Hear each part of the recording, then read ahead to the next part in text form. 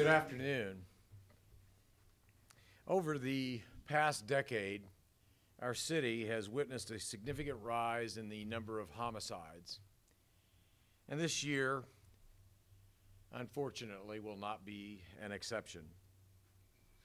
In 2010, Indianapolis experienced 93 criminal homicides. In the years that followed, a hiring freeze saw IMPD lose hundreds of officers, and the number of homicides went up every year. By the end of 2015, that number had risen to 144. Last year, that number rose to 149, 5 more than the year before. And this year, on 148 separate occasions, someone, a son or daughter, a grandson, a granddaughter, a nephew, a niece, lost their life as a result of violence on our streets. In fact, it has been 7 years since Indianapolis residents could say that their city had fewer criminal homicides than the year before.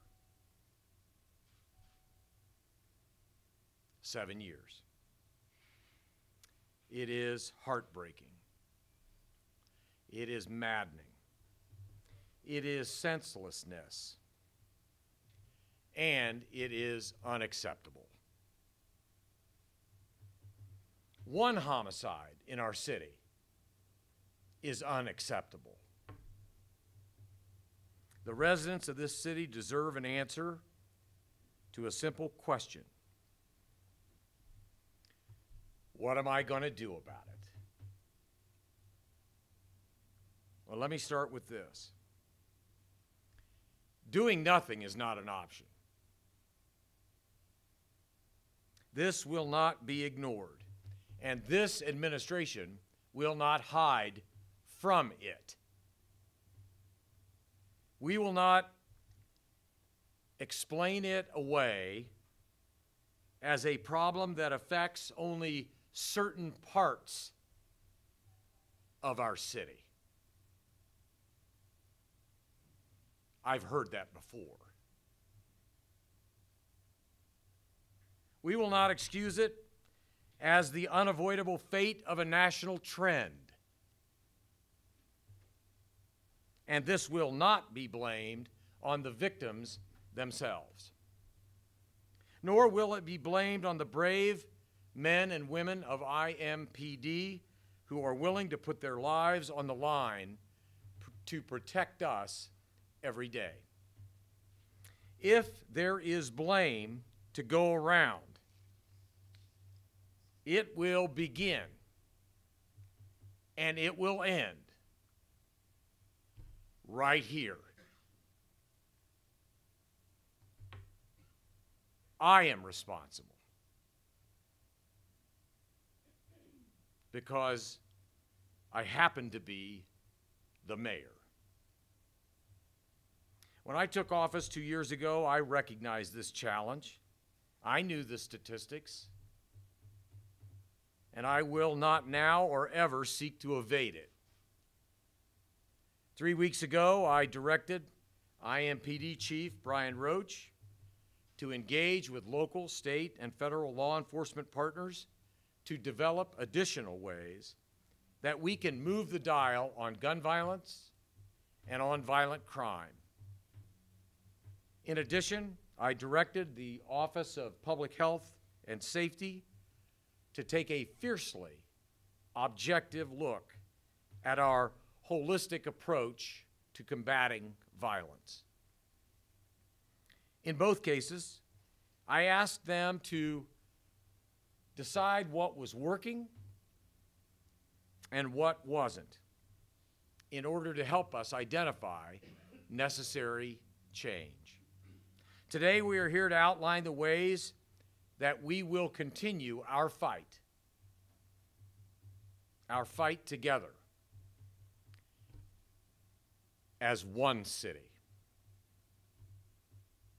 On the first day of this administration, I pledged that our anti-crime strategy would revolve around getting officers out of their cars, getting bloated bureaucracy out of the city-county building, and resources in to our neighborhoods. I dismantled the wasteful Department of Public Safety. We budgeted for the hiring of more than 150 new officers over our first 2 years, and together with the support of the City County Council, we have increased crime prevention grant funding by 25%. And perhaps most importantly, we took these new officers and returned parts of our city to a neighborhood-based beat policing. That is important for one simple reason. Beat policing is working. In those parts of the city where beat policing has taken hold, homicides are down. In fact, in our 19 beats, homicides are down 29% over last year. Next year, we will grow our police force yet again. And by the end of 2019, we are on track to have done what we set out to do: take a chronically and dangerously undermanned police department and staff it appropriately for its mission. This is important not only because it ensures the safety of our officers, but it is critical to our plans to extend our community-based beat policing efforts countywide next year. But simply saying we're going to stay the course is not enough. I'm not willing to stand here today and say that what we are doing is working and that people just need to wait to see the results. I'm not willing to tell Indianapolis residents that they have to wait another year to feel their city is getting safer, but I do have a message that I am willing to deliver today.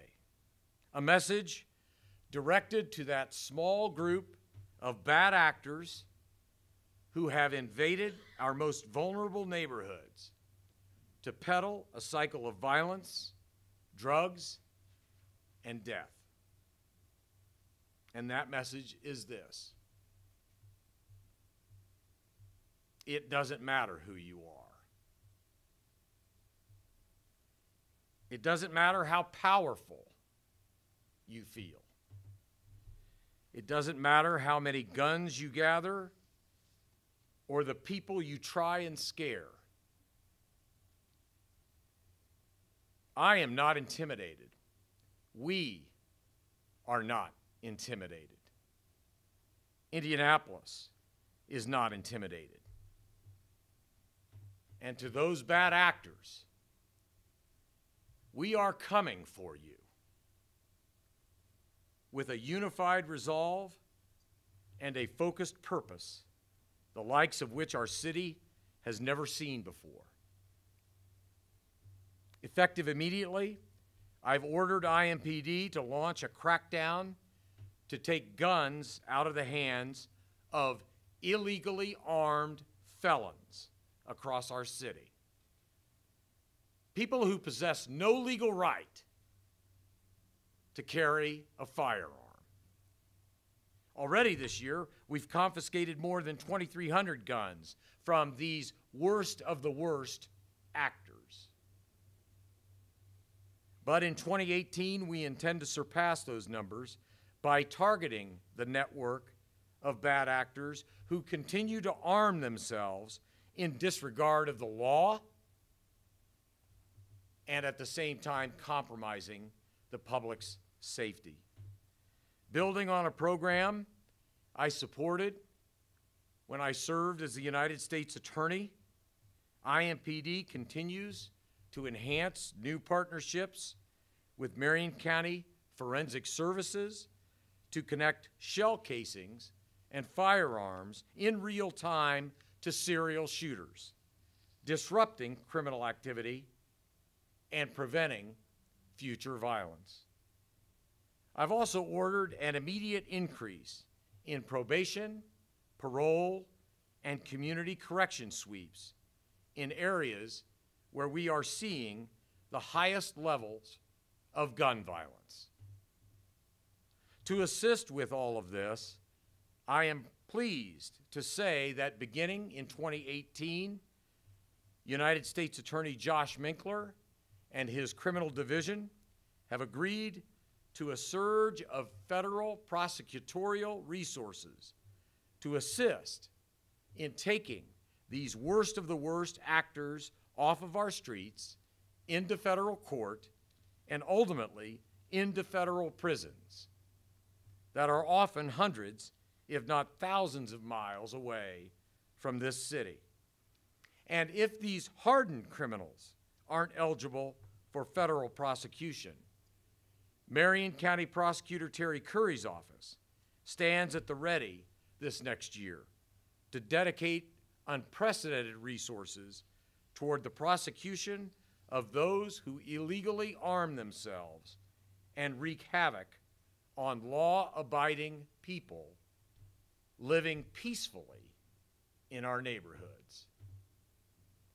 In case any of these marketers of death don't believe I'm talking to them, in case they believe that they are anonymous and untouchable when they illegally pick up a gun and walk out the door, I want to deliver one more message on behalf of the thousands of community members that I've spoken to over the last year. We know who you are. We know because your neighborhoods have told us who you are. Neighborhoods that have been silenced through fear and neglect, but are ready to stand up and reclaim the safety and the security of their own neighborhood streets. Neighborhoods that want their young people to have every opportunity to break this cycle of pain and rejoin civil society, but are also willing to work with us to remove those individuals who have forsaken their obligations as citizens of this city. And that brings me to the last tenet of our 2018 strategy. Because as we return IMPD to the operational strength that allows our officers to engage at a neighborhood level, we also must acknowledge what we've learned over the last year, that after years of zone policing and overworked officers, our neighborhood and faith groups have also felt the effects of the decision to roll back community engagement. And so, if you hear nothing today, please hear this. IMPD cannot, will not, roll back the tide of violence alone.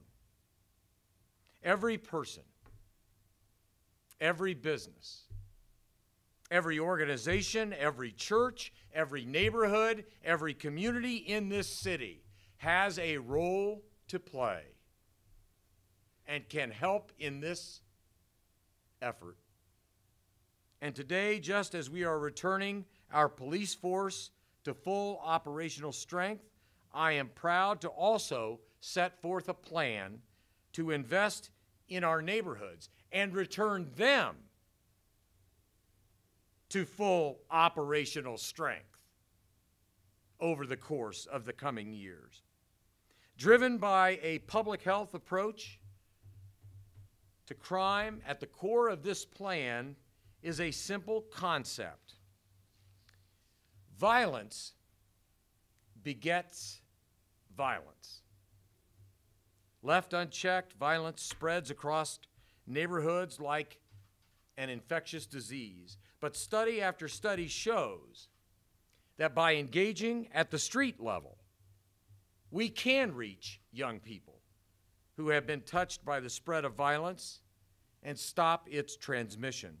But most importantly, these same studies show that you can't stop violence behind the desk of a government building.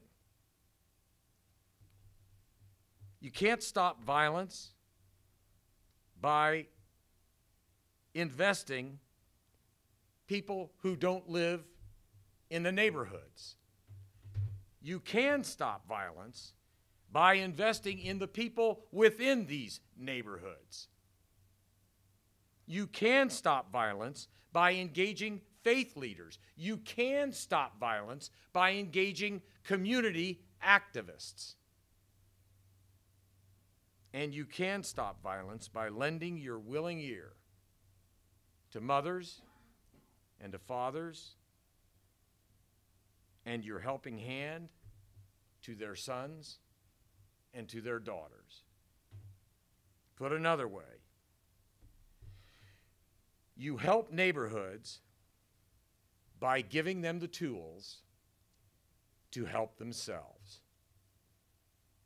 And that's exactly what this program will do. To begin, we will hire the city's first neighborhood violence reduction director, who will wake up every day with one simple job: strengthen and engage with neighborhood, faith, and community groups across the city who are willing to reduce violence in their area. Second, the Office of Public Health and Safety will deploy 4 neighborhood peacemakers. These people will be from our neighborhoods. They will be people who live in our neighborhoods, and they will be people working for our neighborhoods. And most importantly, there'll be individuals whose life experiences will allow them to provide services and mentoring to those looking to escape the deadly cycle of violence. Third, we will invest directly in community groups.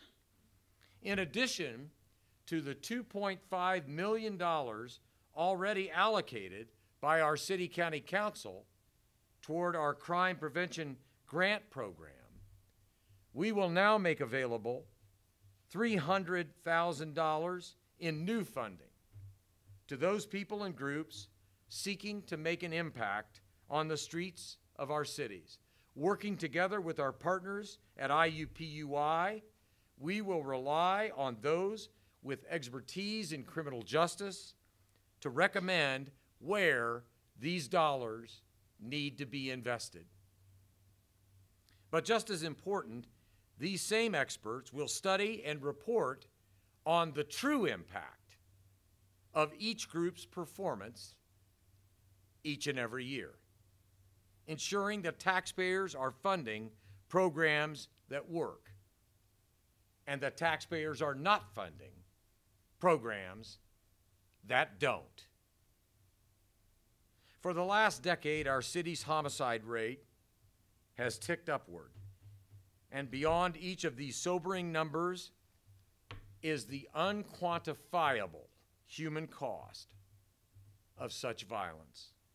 Not just for those directly involved, but for the friends, the families, the loved ones, and the neighborhoods impacted by these acts of senseless violence. As I said a moment ago, it is heartbreaking and maddening, and it is senseless. It is unacceptable. But it is not inevitable. I refuse to believe that. I do not believe that the lives of people of this city are predestined. That because of where they live or because of who they are, that any single one of their fates lies beyond our ability to do good as one city. I ran for mayor because I believed and I hoped. I believed we could be one city. I believe that today. I hoped that through unity, we will roll back the violence. And today, I persist in that hope, in that belief and that hope. For the next 750 days, I remain unmoved. We will continue the fight,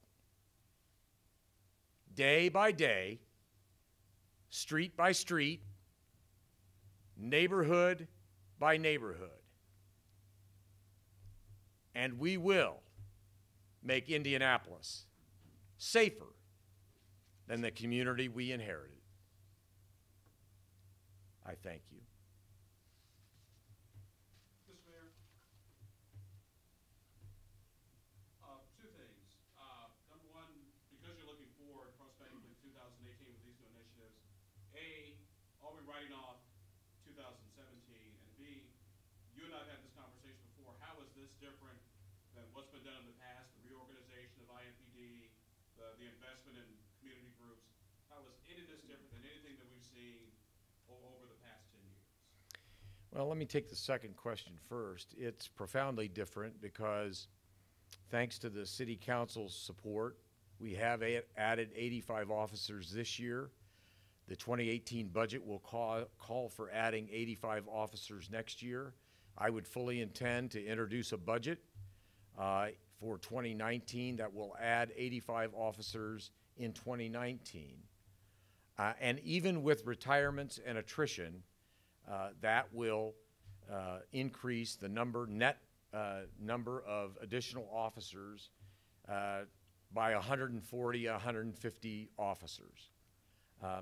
That will go a long way toward returning IMPD to historically high levels of officers, which will do two things: enable us to expand the scope of our community-based beat jurisdictional policing, which, as I cited in the statistics, and these statistics, by the way, are based on 1 year. So I'm not saying that they are dispositive, but they are cause for hope. We will be able to expand the scope of our community-based beat-oriented policing, and at the same time, I believe that beat policing goes a long way toward increasing relationships between the law enforcement professionals and our residents, and on so many levels, including cooperation, intelligence, and proactive policing, as well as police-community relations. That's a good thing. If I live in a neighborhood and if I run into problems and I pick up the phone because I need help, I hope that in more neighborhoods than you can count next year and in the years after, I will be calling someone I know who also happens to be an IMPD officer. I can't remember your first question. Does that mean basically we're writing off 2017 because odds are there are going to be 3 or 4 more homicides between now and the end of the year based on the rate of about 1 murder every 2.5 days? Well, we are at 148 in terms of criminal homicides today, and with 3 weeks, 2.5 weeks left in this year, it's entirely possible that we will get to last year's number and then maybe a couple of more. And that is unfortunate. But it does not in any way impact our resolve this year. I hope I can speak for our chief and his command staff, along with the rank and file, that they will be doing everything they can not only in December of 2017, but starting anew in January of 2018 to keep our streets as safe as they can be. Chief, you want to add to that? Yeah, we'll continue. Every homicide we have, every non-fatal shooting we have has been more focused and more targeted this year than I've seen in the past. And we'll continue to do that. And we don't see crime in calendar years. We see it as events in people's lives. And we'll approach it that way, and we'll continue to do that. Mayor, you campaigned on a promise to fight crime in the city. If you could give yourself a performance review in that effort, what would that review say? Well, I think the report would say that we have set in place the foundation for progress. As my opening comments, I think, underscored, this is not a challenge that has occurred overnight. In fact, we have seen repeated years of increased criminal homicides, 7 running. I've been responsible for 2 of those 7 years. The 5 years before, I did what I could as the United States Attorney, and I think we did some pretty good work in and around the Indianapolis community, dismantling drug trafficking organizations and prosecuting those who illegally possess firearms in historic numbers. Today's announcement may remind some of you who covered the United States Attorney's Office in those years of some of the things that we did in that office. And I was pleased to say that Josh Minkler remains committed and will be a full partner as we go forward. We've laid in place, I believe, a foundation upon which we will build. I do think that the outreach that this administration is doing to community groups is unprecedented. Yes, it has been talked about before, but I think that the kind of outreach that I have personally attempted to participate in, the kind of outreach that many in this audience represent, from neighborhood organizations, faith-based groups, community and neighborhood associations, speaks volumes about the acknowledgement and the recognition that our city has, is that while it is my responsibility, I cannot do it alone. While IMPD may have more officers than ever before, or at least in the recent past, they cannot do it alone. If we are to truly meaningfully move the dial in gun violence in our city and in the criminal homicides, we will do it together and in unity, working for a better Indianapolis. So I hope that we've laid in place progress in the future. There seems to be consensus within your administration that you're making progress, even though it looks like there could be another new record this year. Is it possible that in 2018 there could be another new record and you'll still consider progress being made, or will that be a time where you have to really rethink those strategies? As I said earlier, one homicide is unacceptable. So I will be frustrated in the early days of January if 2018 begin with homicides. And we will continue to assess what is working and try to improve upon it, try to enhance it, try to scale it up. And we will also assess very vigorously what we are doing and what doesn't happen to be working, and discard it. So we will constantly make those types of judgments throughout 2018. I am confident that we will together move the dial.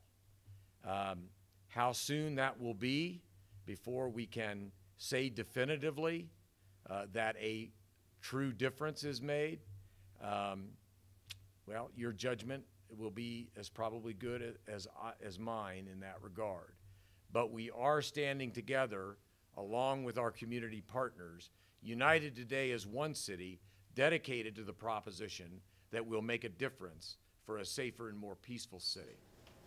When you look at the resources or the investment required for a violence reduction director or coordinator and peacemakers, what do you believe is gained by using the resources that way instead of, say, putting those or funneling those towards groups that are already working towards those initiatives? Well, we've had some real success in other communities that have done that. In fact, the truth is, we did something very similar to that years ago at IMPD. I believe they were referred to as neighborhood resource officers.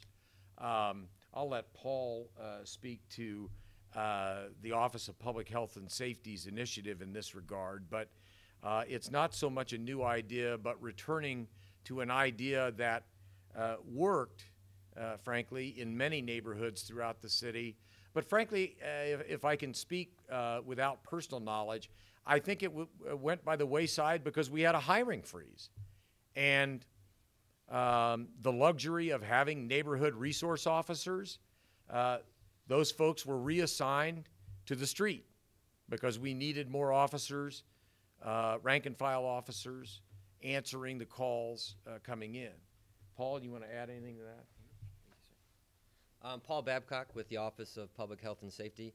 And just to answer the question, it's twofold investment. So it's investment in individuals who will be, as the mayor said, wake up every day focused on working with community groups and neighborhood associations to really build capacity and invest in activities in the neighborhood that are solving and helping our violence issue.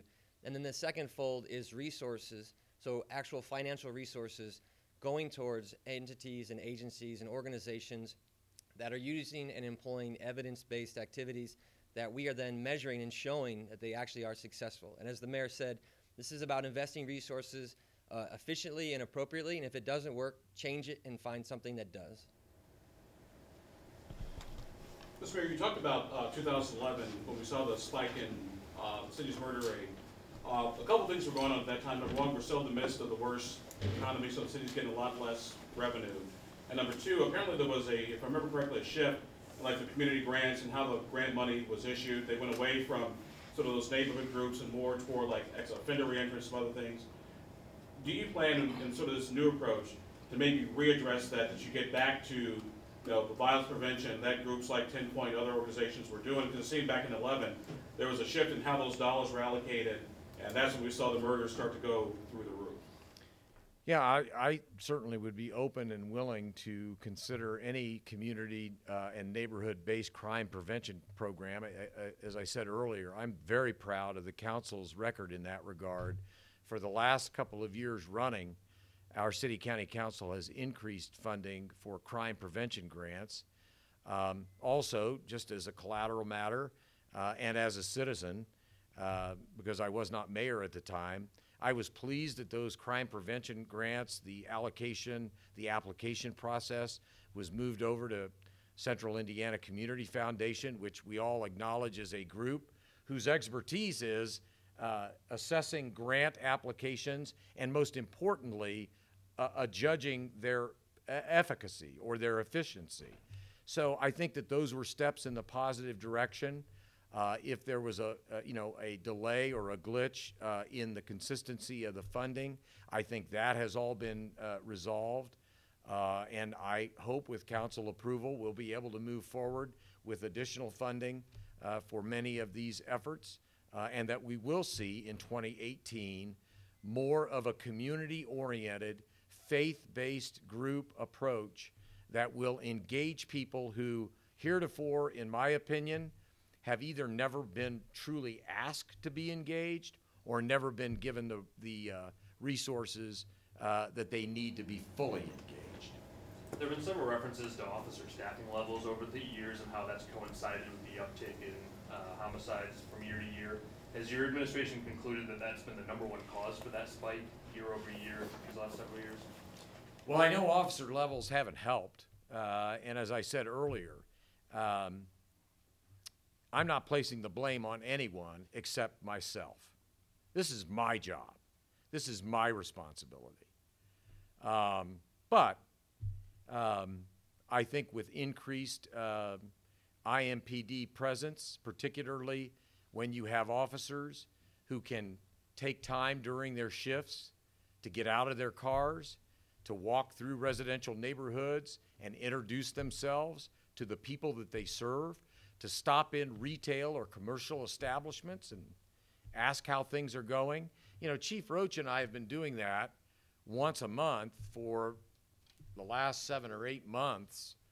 If I can say so, at least from my perspective, that has been very well received by the neighborhoods, and we've visited neighborhoods in all 4 corners of the city, and we'll continue to do that. Now, the chief and I are not going to be able to do it every day, but our rank and file officers will be able to do it every day, and I think that will have a profound difference. Again, not only on more proactive, engaged law enforcement so that problems may be interceded or stopped before they occur, but I think that on the level of community relationship to our police department, community-based policing is a very positive step forward. To reiterate, because people throughout our city will have a police officer who they know, and that police officer will be charged with responsibility of knowing them, so that you're interacting as neighbors, not as police officials with residents. Mayor, you talked about switching to that community-based model for quite some time. We're only adding a net 30 officers next year. How does that allow us to make the shift that we couldn't make before? Well, I'll let the chief answer that. I mean, I would answer it as just because you're netting out 35 or 40 officers out of this class of 85 doesn't necessarily mean that that's the only amount of officers that cannot be assigned to a beat-oriented system of community-based policing. That's going to be up to the chief and his command staff, how he wants to allocate resources. Certainly, additional officers make it more likely than not that we will be able to expand the program significantly, but not limited to just the number of net gains that we make in any one particular year. But I defer to the chief on more specifics. Yeah, so I want to be clear, just because we create beats doesn't mean we're going to have officers to fill them. But this is a start. It really is a change in mindset. I worked a beat on Thanksgiving, and great officers out there. And one of the things, and they asked their chief of police, when you're not on a run, we sit over here, right? And so they identified a parking lot. I go over there, and what we have created with zone policing, and if we're giving blame out here, I created zone policing because of our staffing levels. But we created a mindset of officers is that they were so concerned to be in the right position so that they could get to your house or respond to your house as quick as possible. Is they go back, they play tennis. They go back to center court and wait for the next run to come out, and then they get to it, and then they go back to center court again. That's the mindset we try and change when we start going back to beats and allocating officers and starting to tell them, this is your responsibility, we're going to hold you accountable for this area. I don't want you to think that every one of those beats will be filled, because they won't be. But it's a start, changes the mindset, and then at the end of the mayor's term, I think we'll be there. But I know you are talking about going to most, not all of the city just yet. What's different now than 6 months ago or 12 months ago? So number one, we've just started it with the 15 beats. 4 of them are 4 additional are entertainment zones. We were looking at the effectiveness that we have as a police department in those smaller areas. And quite frankly, it's not until this time this year and the first part of next year that really we'll be able to have a few more officers in beats than what we would be able to now.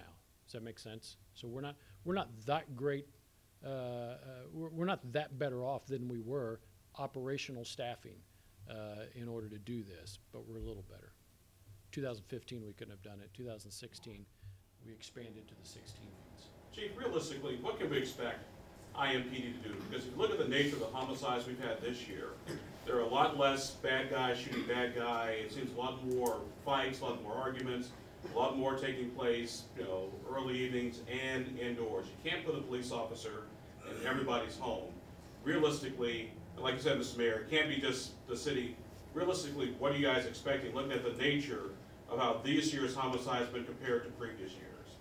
So they are different. There's a different level of violence.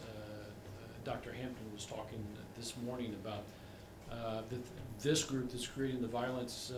There's not even a code among them. We've seen kids being involved. We see females being involved, which is different than what we've seen in the past. What my hope is even though the mayor said, hey, it's not the police department's responsibility, we will continue to work as if it's our responsibility, but our hope is the community will see it as their responsibility also. And that communication and that engagement with beat policing will allow us to maybe, as police officers, understand what is going on a little better. There are people that know, that are impacting the lives of the same people that we want to impact. Those people know what's going on. They know that mindset. And quite frankly, we're probably behind the curve a little bit, and that's why we need the help of those who can influence those people's lives, because we don't live it and don't understand it as well as you pointed out. Thank you.